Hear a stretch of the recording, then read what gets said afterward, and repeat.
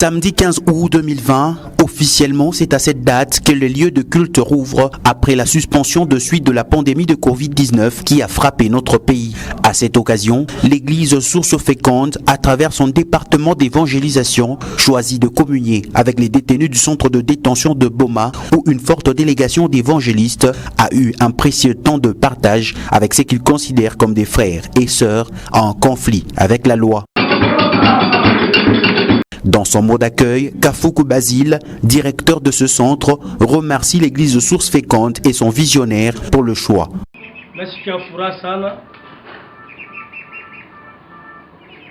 En tant que directeur à la prison à Boma, les Kassi, leo ndio wanafungula makanisa. Ana vile. Mais tunapokea baraka ya munene sana kupitia eglise ya Source Féconde. Tupige mbele mikono.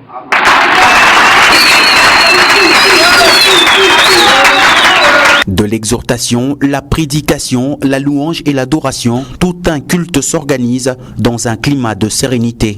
Après le partage de la parole, vient ensuite le partage de la nourriture, un repas copieux et réservé à chaque détenu.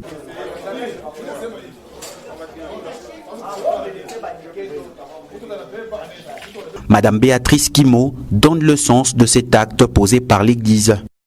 Par rapport à la Bible qui nous dit une parabole où Jésus, devant la population, les Juifs, il est en train de dire « J'étais en prison, vous ne m'avez pas visité, j'étais malade, vous ne m'avez pas visité, j'étais dans des soucis, vous ne m'avez pas visité. » Maintenant, pour accomplir tout simplement la parole de Dieu, nous nous sommes référés à ce passage pour venir voir aujourd'hui les prisonniers qui sont en train de souffrir.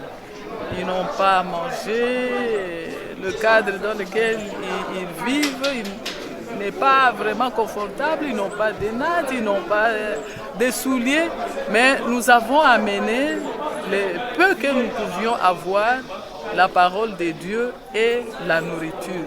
C'est la raison pour laquelle nous sommes arrivés ici ce matin. Chaque fois que vous l'avez fait à l'un de ses plus petits, c'est à moi que vous l'avez fait, dit la Bible. L'église Source Féconde n'est pas à son premier acte de ce genre et compte poursuivre aussi longtemps que cela sera possible.